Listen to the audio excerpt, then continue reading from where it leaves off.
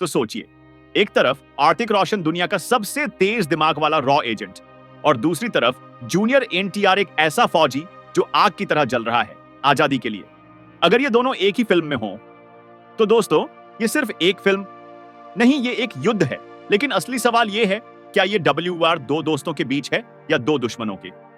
और सबसे बड़ा सवाल, क्या WR2 में असली विलेन कोई तीसरा इंसान है जिसका नाम अब तक किसी ने सुना तक नहीं? नमस्कार दोस्तों, और आज हम बात करने वाले हैं WR2 के उस घातक ट्विस्ट के बारे में जिसका ट्रेलर तो छोड़िए, टीजर में भी कोई इशारा नहीं दिया गया। और हां, सलमान खान की नई फिल्म गालवान वैली प्रोजेक्ट से भी जुड़ा है एक बड़ा धमाका।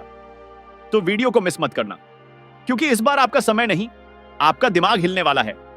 भाई, 1 महीना हो चुका है WR2 के टीजर को आए हुए और इस वक्त पूरे देश में एक ही सवाल गूंज रहा है, क्या जूनियर एन.टी.आर ऋतिक के साथ हैं या उनके खिलाफ?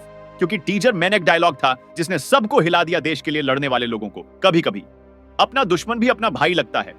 ये सिर्फ डायलॉग नहीं था दोस्तों, ये एक पहेली थी, और इस पहेली का एक टुकड़ा छुपा है आर्थिक और एनटीआर के बीच के इमोशनल टकराव में।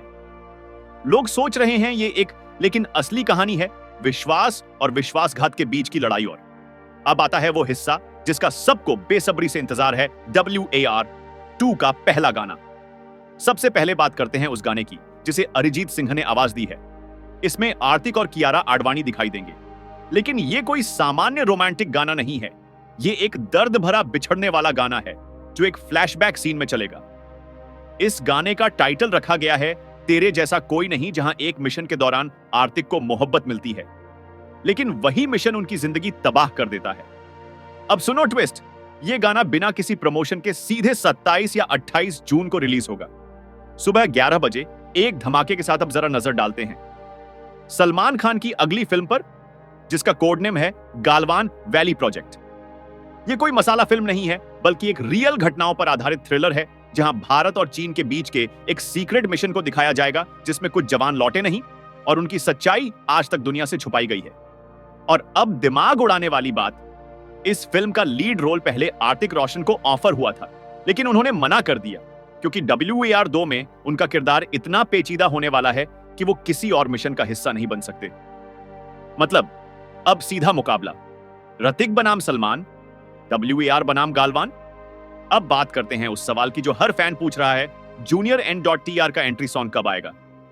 सूत्रों की माने तो यह गाना फिल्म का सबसे बड़ा एंथम बनने वाला है, टाइटल होगा आजादी के लिए, और इसकी शूटिंग कश्मीर की रियल लोकेशन पर हुई है। यह गाना रिलीज होगा फिल्म की रिलीज के ठीक 10 दिन पहले, यानी पहले आएगा ट्रेलर, फिर आएगा यह गाना जैसे साउथ फिल्मों में होता है, चुपचाप लेकिन धुआंधार एंट्री। लेकिन यहां आता है सबसे खतरनाक मोड, जूनियर एन.टी.आर के एंट्री के बाद आर्तिक अचानक फिल्म से गायब हो जाते हैं। तो सवाल यह है, क्या ऋतिक मर चुके हैं? क्या एन.टी.आर असली विलेन है या फिर यह सब एक और रॉ प्लान है? बहुत से लोग WR2 को एक सीक्वल समझ रहे हैं, लेकिन दोस्तों यह सिर्फ अगली फिल्म नहीं, पूरे YRF स्पाई यूनिवर्स का तख्ता पलट है। टाइगर 3 ने रास्ता बनाया था, लेकिन वॉर 2 उस रास्ते पर त्रिशूल गाड़ने आई है। इसमें धर्म है, राजनीति है, देशभक्ति है और मानवता का सबसे कठिन इम्तिहान। और अब सुनो एक और एक्सक्लूसिव अपडेट, शाहरुख खान का कैमियो तय हो चुका है पठान के रूप में, और कुछ रिपोर्ट्स में दावा किया जा रहा है कि टाइगर और कबीर यानी सलमान और ऋतिक एक साथ एक ही सीन में दिखाई देंगे, सिर्फ 20 सेकंड के लिए, लेकिन वो 20 सेकंड ही पूरे स्पाई यूनिवर्स को हिला देंगे। और अब आता है असली धमाका, WAR2 का असली विलन कौन है?